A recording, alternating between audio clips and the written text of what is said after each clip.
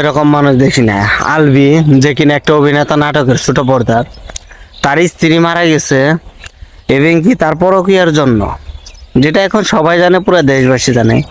So যদি পরকীয়া না হইতো তাহলে নেপাল থেকে আঙ্গ বাংলাদেশে আসতে বড় জোর 2 ঘন্টা সময় লাগে।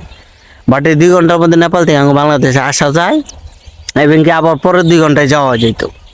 কিন্তু সে তার স্ত্রীর মারা গেছে, তার স্ত্রীর জানাজাটা বারবার পিছিয়ে পিছিয়ে দিতে দিতে 5টা পর্যন্ত নিয়ে গেছে, জানি তার স্বামীটা এসে দেখতে পারে।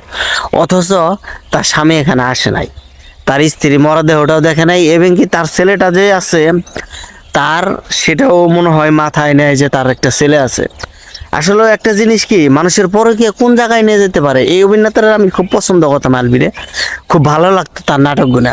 তার সাথে যে নায়িকাটা, তারপরে কি এটা পরকীয়া চলতেছে, সে এই নায়িকাটারও ভালো লাগতো, কারণ তার সাথে তার ম্যাচ হয়। তো আজকের পর থেকে হয়তো, আজকের পর থেকে কি তৎক্ষণাৎ তো এদিন থেকে ঘৃণা ধরে গেছে, যেদিন থেকে এই কথাটা শুনলাম যে এত ভালো একটা স্ত্রী এবং কি তার এত সুন্দর একটা সন্তান থেকে সে ওই মেয়ের সাথে এরকম করে। ওরকম মেয়ের তো মাথা চাইছে আলকাতরা দেওয়া উচিত। এই মেয়েটা এত সুন্দর একটা সংসার নষ্ট করলো, সি। আর ওই পুরুষটার লজ্জা হওয়া উচিত যে আমি একটা অভিনেতা, আমার দেখে অনেকেই শিখবে। কিন্তু ওর দিকে কি শিখবে? আজকে থেকে হয়তো ওর নাটক আর চলবে না ভালোভাবে কখনো। আমি চাই যে ওর নাটক, ওর কেরিয়ার যেন এখানে শেষ হয়ে যায়, আর জানি এই কেরিয়ারটা উঠে না দাঁড়াইতে পারে এরকম জানোয়ারদের কেরিয়ার। আল্লাহ তাআলা জানি সর্বোচ্চ শাস্তি দান করে এইসব মানুষকে।